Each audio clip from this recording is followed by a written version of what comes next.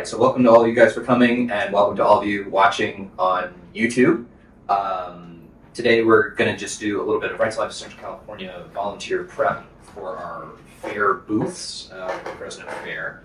And basically we just want to be sure that volunteers feel kind of equipped to adequately represent the organization when you're there.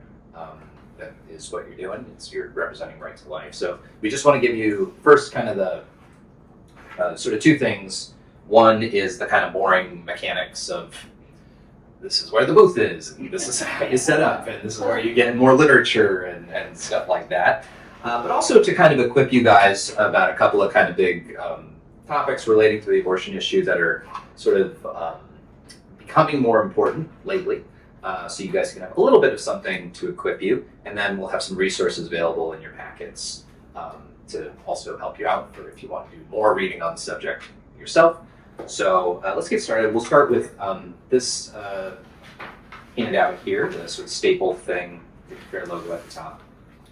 So the first thing to note is that our booth is in a different place. It's the same place as last year, but that it's a different place from where we've normally had it. So usually we've been in the industry and commerce building, but this year we're in the commerce building. They have deceptively similar names. So don't go to the industry and commerce building, go to the commerce building, and on the map that's included in here, we circled in red where the commerce building is. Okay, so I think it should be on the left side of your packets. Okay? So you all will receive a ticket from Right to Life to go in.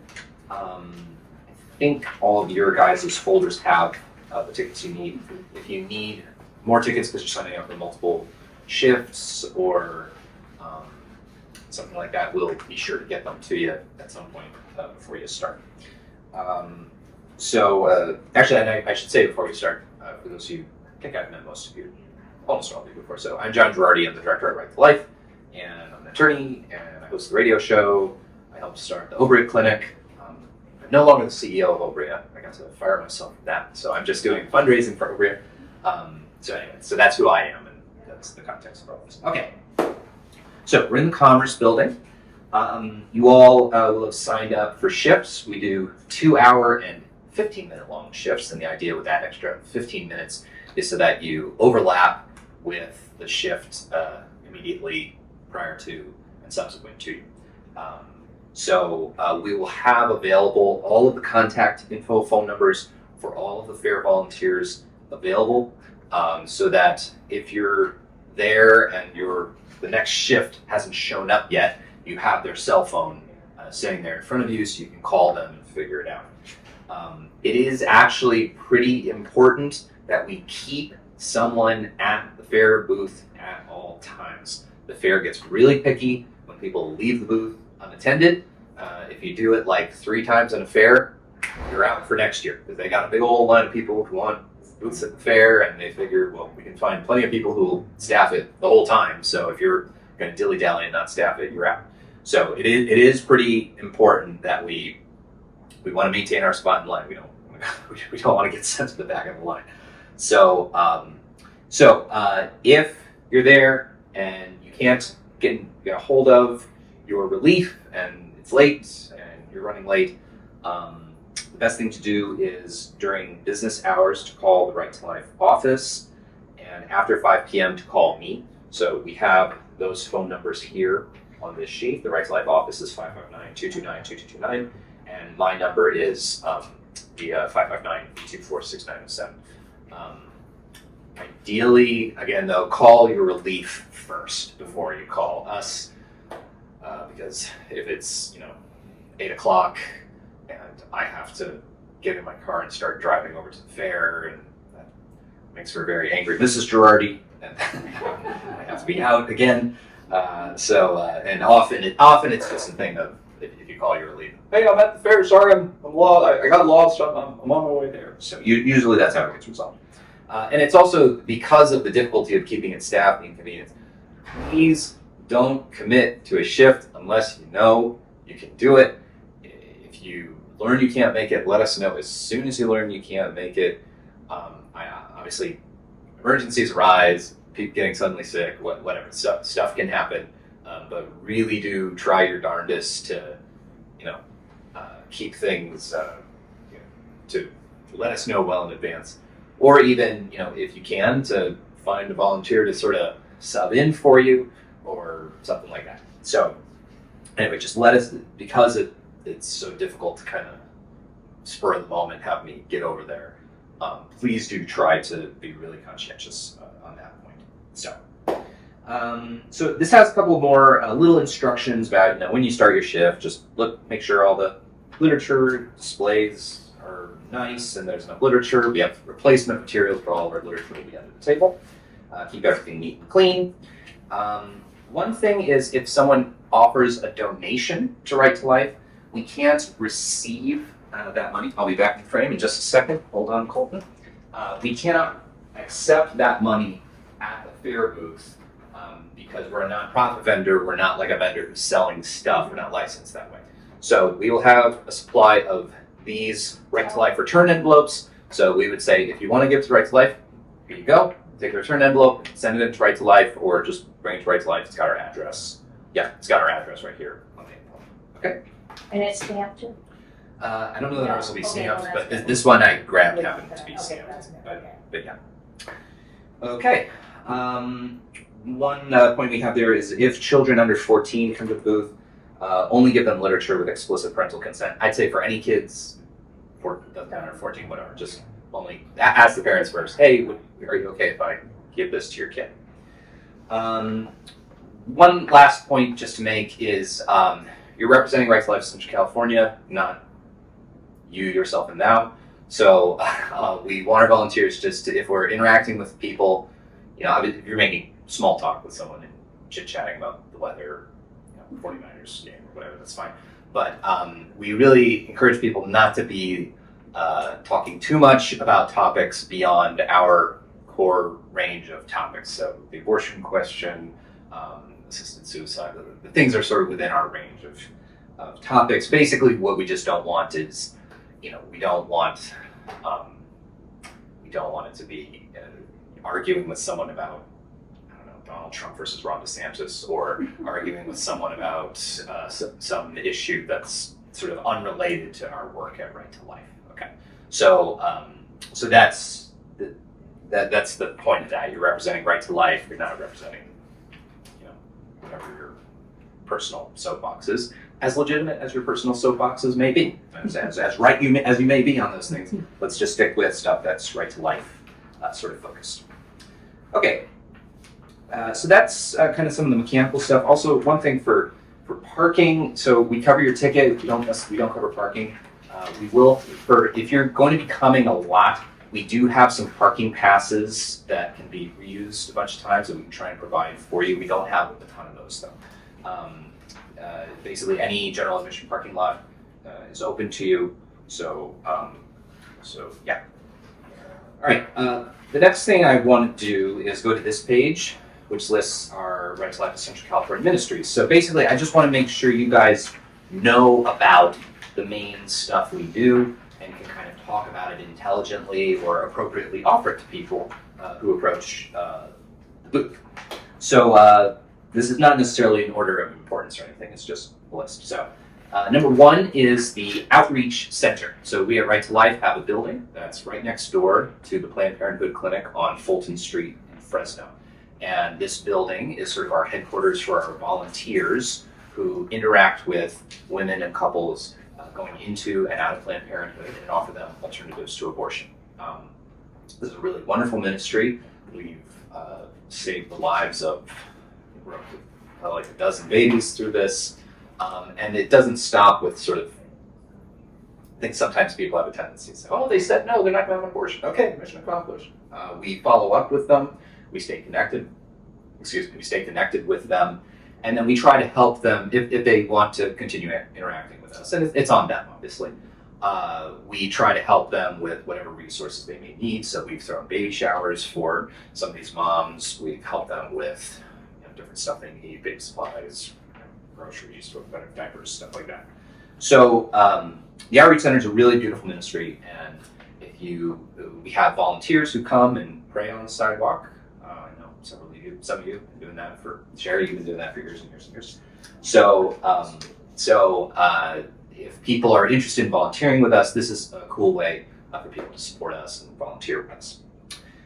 Point 2 is educational presentations. This is kind of Right to Life's historic bread and butter. We offer educational presentations for schools, church groups, and really almost any kind of group that might be interested in learning more about the abortion issue. So certainly youth groups, religious education classes in schools, confirmation programs, schools, after-school clubs, like if you've got a Fellowship of Christian Athletes club or something, or a Christian club or something, colleges, high schools, elementary schools. We have different kinds of presentations that are age appropriate for different stages. We have adult-oriented presentations if you've got a Bible study at your church or something, men's group, women's group, whatever. We'd be happy to provide educational materials. For Catholic churches, the RCIA program, we've done that. So all kinds of educational presentations. So if you come across someone who maybe works at a school or works at a church or something, that might be a good person to kind of sink your teeth into. Not that aggressively, but anyway. That might be a good person to interact with and let them know, hey, we have a large series of different kinds of educational presentations. So anyway, educational presentations is really one of our big things. Rachel's Vineyard. Rachel's Vineyard is our post-abortion healing retreat ministry. So this is about a twice-a-year program where people who have gone through abortion, whether men or women, are able to go to the retreat center that the Catholic Diocese of Fresno owns in Three Rivers, California, and they go through a post-abortion sort of healing retreat, working with a licensed clinical social worker, a clergy member, to sort of go through a process of healing for abortion. And it's a really beautiful program, and it's a really important program. I think one of the things that has really changed my pro-life advocacy and how I talk about things, not that I was ever necessarily Mr. Fire and Brimstone, but there are about 900,000 abortions that happen every year in America. And statistically, by the time an American woman reaches the age of 45, 1 out of every 4 American women will have had an abortion. And that really makes you stop and think. Anytime you go to a church service, any large group of people, a baseball game, or whatever, wherever you are, statistically speaking, somebody in that audience has almost certainly had an abortion. So when you're talking about abortion, understand that if you're talking with someone at the fair, this could very well be a person who's gone through an abortion. If it's a man, it could be a man who helped pay for an abortion, who may be struggling with it. We've had interactions with people who work at the fair who have had abortions and gone to us and talked with us about it. So just to have that kind of be conscious of that when we're interacting with people, I think is just a really important thing, not just for the fair, but I think just for life in general, to be, hating the sin but loving the sinner, and being willing to extend forgiveness and compassion and care, and just know that a lot of these people are really hurting. So at any rate, it's just my little soapbox on that, and I think that's an important thing to keep in mind. Less important than Rachel's Vineyard, I will say this is less important, but it's very good and worth promoting, is Right to Life Radio. So this is a major kind of media and communications initiative we have at Right to Life. It's a radio show every Saturday morning from 9 to 10 a.m. on Power Talk 96.7 in Fresno, hosted by me. And it's also available as a podcast, and we use it as kind of one of our chief educational tools. Basically, I talk about the abortion issue as it relates to local issues, statewide issues, national issues. We cover everything that's happening in Sacramento. There's constantly bad abortion legislation being introduced and passed in Sacramento. So Right to Life Radio will usually have some kind of advertisement or something about Right to Life Radio available, and share with people about it. Last but certainly not least is the Obria Medical Clinics of Central California. So Obria is a relatively new initiative started out of Right to Life, and we opened our doors in January of 2022. So it's about a year and a half, a little more than a year and a half old. Obria a lot of people have heard of crisis pregnancy centers or pregnancy clinics, pregnancy care center in Fresno is an example of this. So that model of service that pro-lifers have done for many, many years, while many of them are licensed medical clinics, a pregnancy care center in Fresno is a licensed medical clinic. The only medical services they provide are ultrasounds, pregnancy tests, and abortion pill reversal. It's not a full OBGYN clinic. So you wouldn't go there, you wouldn't go to a pregnancy care center, for example. Now, they do wonderful, wonderful work. It's not a detraction, it's just they're a different kind of thing. You wouldn't go there for all your ongoing prenatal care or have your baby through their doctor or something like that. Obria is a full nonprofit OBGYN clinic. So full range of prenatal care from your initial ultrasound all the way through delivering the baby. We deliver our babies at St. Agnes Medical Center. Actually, I think we also, our one doc actually also has privileges and has delivered our babies at Adventist in Hanford. Anyway, so this is a nonprofit OBGYN clinic. It does take insurance. It does take Medi-Cal. That's also really critical. One of the big problems in Fresno as it relates to abortion and prenatal care is basically there's a ton of women who are on Medi-Cal, get Medi-Cal for their insurance, and there are fewer and fewer OBGYNs who want to take Medi-Cal patients. Medi-Cal patients lose them money. Medi-Cal patients lose money for them. It's very difficult to work with Medi-Cal administratively and billing-wise, so more and more of these women don't get any care. Almost 25% of women in South Fresno get no prenatal care before they deliver their baby. They're showing up, at the ER, to deliver, having had no care prior to that. So it's like 22 to 23% of women don't get any prenatal care before they deliver in South Fresno. So we also think that contributes to abortion rates locally. It kind of makes sense. You're pregnant, you can't find a doctor, or the few places that do take Medi-Cal say, well, we're booked solid. Our your first appointment available times 4 months from now.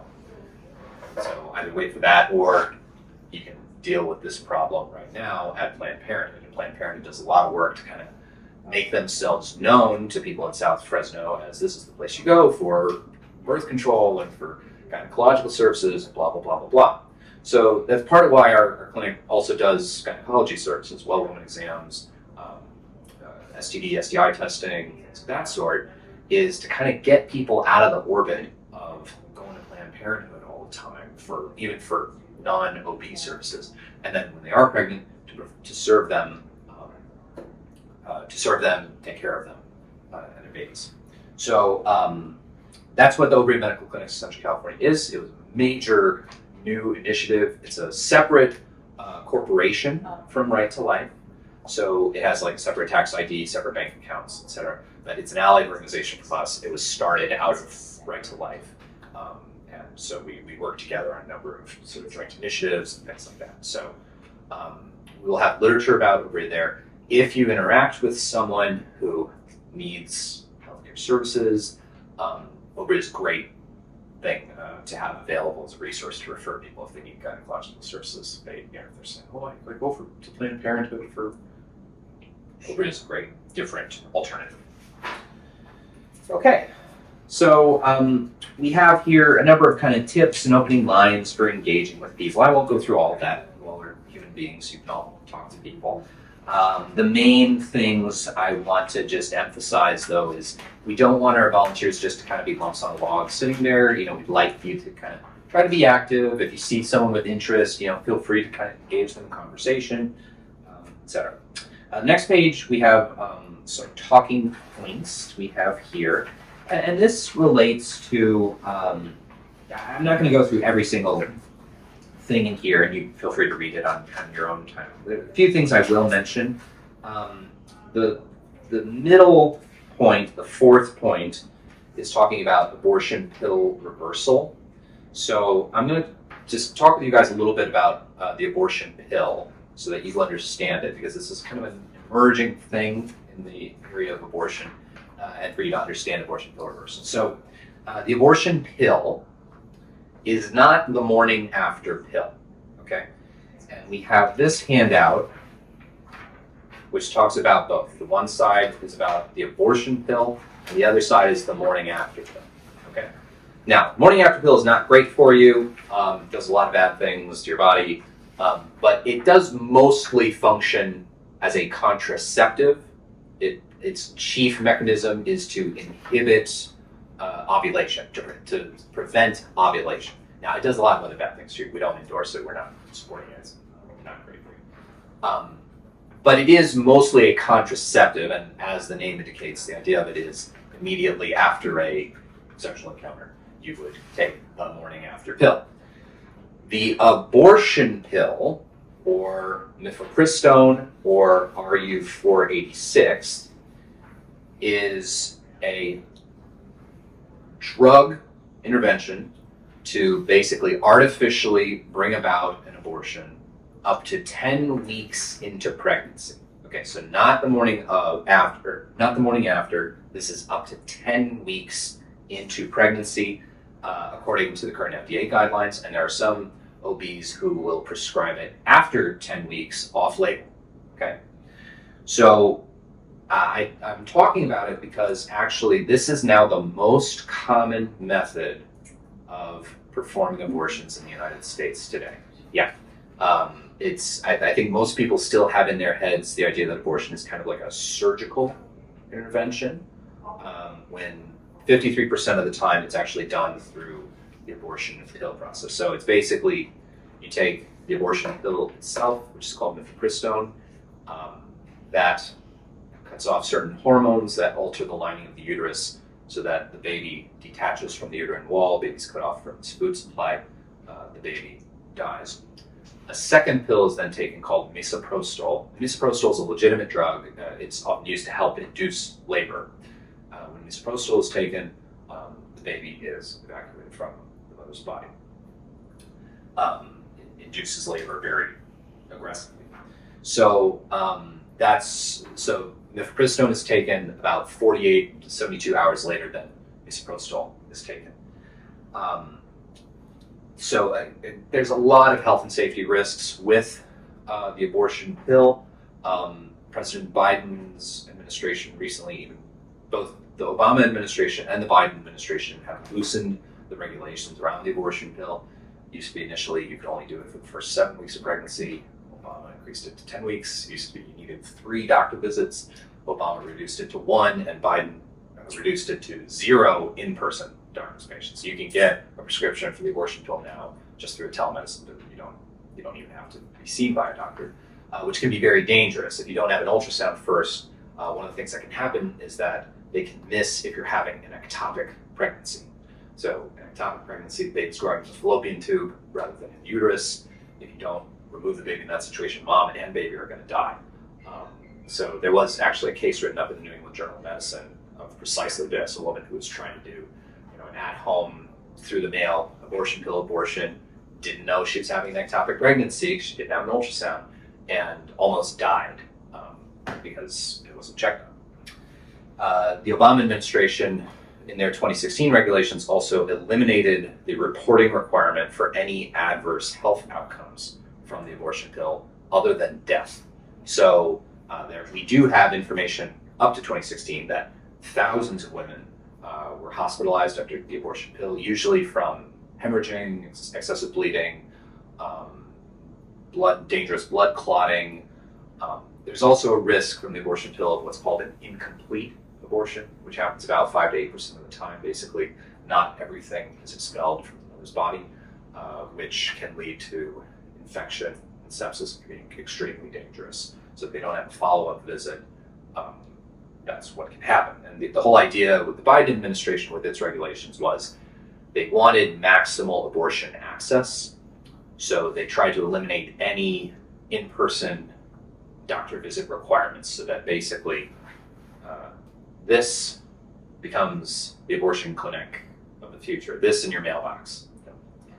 Chat with a nurse practitioner, get a prescription for the abortion pill, get the abortion pill mailed to your house or sent to your Walgreens or whatever, and then it's just all there. You don't even have to go to the clinic.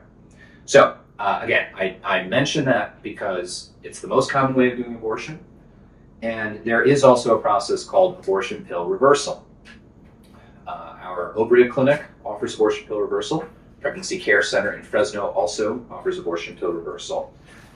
In the middle here, this part that in the talking points page, this part that I circled, if you have a pen, I'd actually recommend that you circle it. We'll try to have this information there at the booth. Is if you are talking to someone and they have taken the first abortion pill and they are feeling unsure about it, give them this contact information either for our Obria clinic, or actually the more effective thing might actually be the National Abortion Pill Reversal Hotline, which is listed out there at 877-588-0333. Okay. The national hotline will directly connect a woman to the nearest available local resource. So it'll get them either to us at Obria or to Pregnancy Care Center. So you can get the abortion pill through the mail. Yeah. Can you get the reversal through the mail? So to get the reversal, I think you actually have to go to the clinic, because the reversal is basic. So let me explain how abortion pill reversal works, and you'll understand it. So the abortion pill, how it works is it inhibits this hormone called progesterone. Yeah. Progesterone is really important throughout pregnancy. So the reversal process involves administering usually an injection of a high-level amount of progesterone. So that basically reverses the result. And there's some women who get progesterone supplements or injections during their pregnancy, like my wife had to have that for some of her pregnancies. So usually, and that usually has to be administered in the clinic. So yeah. The other thing is the timeline. So the normal abortion pill process is you take the first drug, and then about 48 to 72 hours later, you take the second drug. So the sooner you can undergo the reversal process to inhibit and counteract the abortion pill, the better.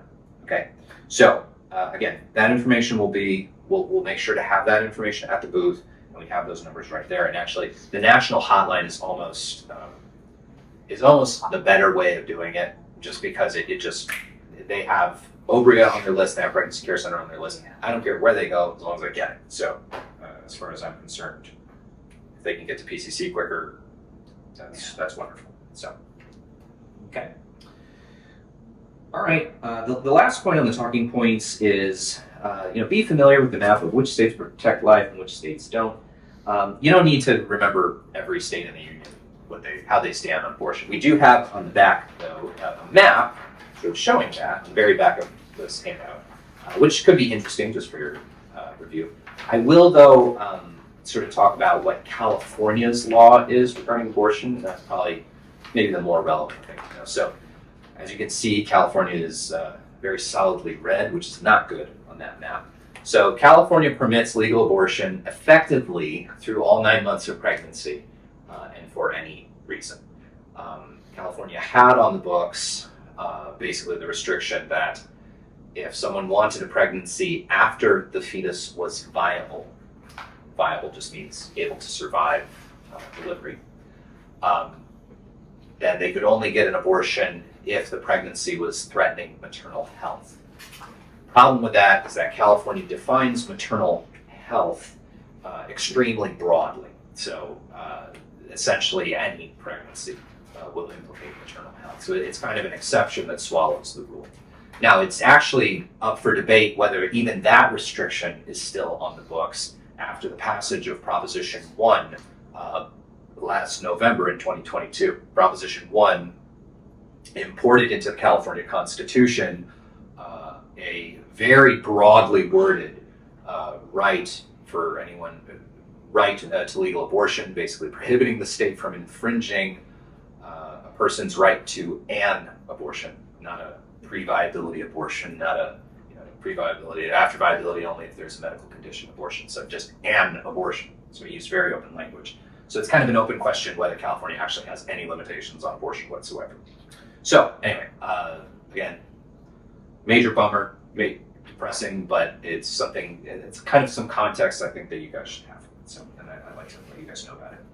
The next page is a fun sheet showing the growth of the unborn baby. I won't go through the whole thing. We use we're using their age of the baby from the moment of conception, rather than the more I think often in a medical context, the more common way of measuring a child's growth is from last menstrual period. So this method is kind of 2 weeks sooner than from the last menstrual period. So if it's week 3, the heart begins to beat. Usually, a lot of people would say week 5, the heart begins to beat from last menstrual period. So anyway, in case someone questions you on that, that's where those stats come from. The last few pages are taken from a book called What to Say When by Sean Carney, and it's kind of different arguments, responding to different kinds of arguments and slogans on the abortion issue. I'm not going to go through them now. If you want to read through it, you're more than welcome. It's interesting and probably could be helpful. The last bit we took from Family Research Council, and that's the thing that has the map. So pro-life laws in the various states, which again, I'm not going to go through the whole thing, but if you find it interesting, feel free to look at it. Okay. That's more or less everything. We also included in your packet this nice little handbook called Why We're Pro-Life. It was written by Trent Horn from Catholic Answers, and it's a really good sort of pro-life apologetics little book. So you can feel free to read that in your own time if you want. It's our gift to you as our volunteers, so thank you very much. We do have, the last thing is a volunteer survey, so it's this little half page. If you have any thoughts after you're done with your shift and want to pass those thoughts along to us about, hey, this is what worked, this is what didn't work, this is something I'd recommend to you guys. We want to just make our booth better and better every year. So feel free to fill that out after you're done with your shift. And I think that's about it. You should also have a ticket in your, just for this thing. You should also have your ticket in here. After you're done with your, you can just leave that booth and that'll be good. Yeah. So you should have your ticket in your booth, in your folder. If you need more tickets, we do have some extra here, especially if you're signing up for multiple shifts and something. We don't have all the tickets here. The fair is supposed to provide us with a bunch that we don't have quite yet, but we will get them to you before you sign up. And that's about it. Does anyone have any questions for me? No candy. We will have like some lollipops and like candy and stuff like that, and that's okay. So. My other question is, the clinic, does it only treat pregnancy, or can women go there just for general? Gynecology services, yeah. Oh, So especially like STD, STI testing, treatment, woman exams, cancer screenings, we have a lot of gynecology services, and so it's not just for pregnant women. Okay. Yeah. And again, we think that's kind of important, again, if we can get people out of the orbit of just going to Planned Parenthood for any gynecological need they have. We think that's a really valuable thing. And that is the one context where we do have male patients is for STD testing and treatment if it's going to adversely impact their partner who's there with us. So that's our only male patient contingent is for STD, STI treatment. Everyone else is women. So, any other questions? Yeah, Sherry? John, I thought that we signed up for October 14th, and it has us here on October 11th. I have you here on October 11, but you can talk with, why don't you talk with Catherine? After we're done, you talk with Catherine and we can get that adjusted. If you meant to do the 14th, we can put you in on the 14th. Okay. So. Okay. All right, guys. Well, thank you very much. And thank you to everyone in YouTube land. I hope you found that interesting. If you have any further questions, you can get in touch with us at Right to Life at 559-229-2229. Thank you.